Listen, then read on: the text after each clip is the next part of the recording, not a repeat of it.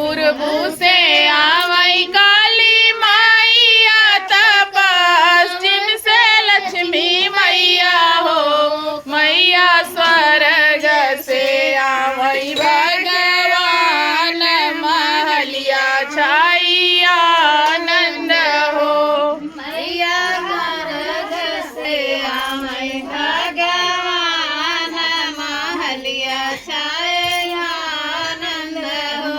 कहवा पे बैठई काली मैया त कहाँ बैठई लक्ष्मी मैया हो मैया कहाँ बैठई स्वर्ग भगवान महलिया छाई आनंद हो मैया कहाँ बैठई भगवान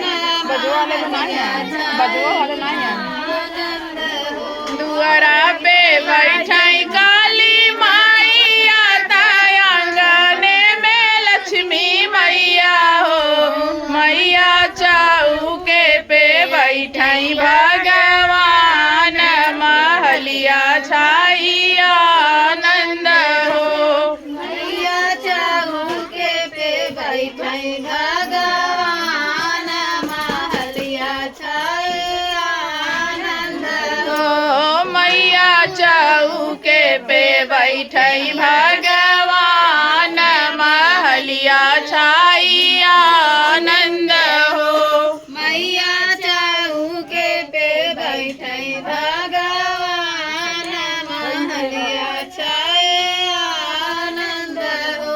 काऊ ही खई है काली मैया त काऊ खई है लक्ष्मी मैया हो मैया काऊ खई है स्वर्ग भगवान महलिया छाई आनंद हो मैया काऊ खई स्वर्ग भगवान महलिया छाई आनंद हो। ओ मैया काऊ खई है स्वर्ग भगवान महलिया छाई आनंद हो मैया काऊ खई स्वर्ग भगवान महलिया छाई आनंद हो। दूधवा त पियई काली मैया त दधी खई है लक्ष्मी मैया हो